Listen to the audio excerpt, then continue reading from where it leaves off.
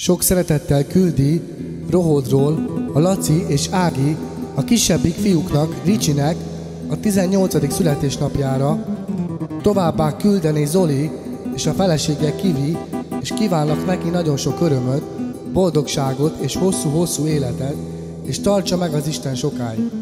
Legyél szerencsés még 100 évig erőben, egészségben. És mondja az apja: a fiamnak én de mindent megadom. Ricsi fiam, szeretlek nagyon. Úgy szeretlek, úgy imádlak, a világért sem adnálak.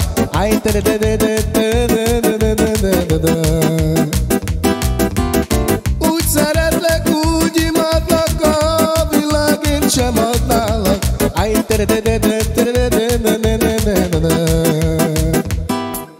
A fiamnak én de mindent megadok. Ricsi fiam, szeretlek nagyon. A tudásod neked nem lesz, amíg az apád melletted lesz.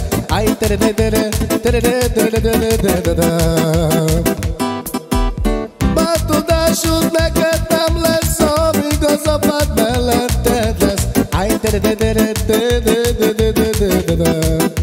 És mondja az anya: a fiamnak én de mindent megadok. Én kisfiam, szeretlek nagyon.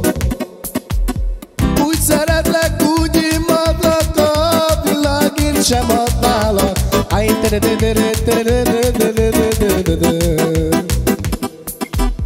Bár tudásod neked nem lesz, amíg az anyád melletted lesz.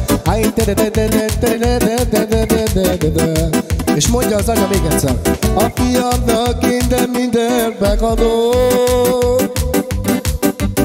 Kicsi fiam, szeretlek nagyon.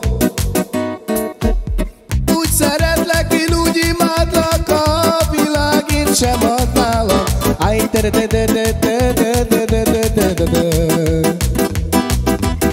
Bár tudásod neked nem lesz, amíg az anyád melletted lesz. A Zoli és a Kivi mondja: a testvérünknek mi mindent megadunk. Drága Ricsi, szeretünk nagyon. Legyél boldog az életedben, azt kívánjuk mi te neked.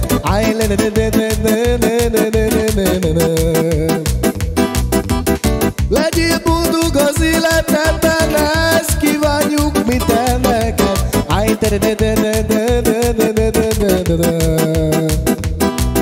A testvérünknek mi mindent megadunk.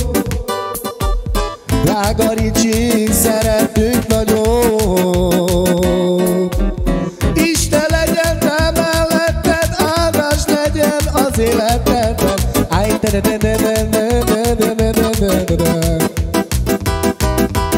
Isten legyen te melletted, áldás legyen az életedben.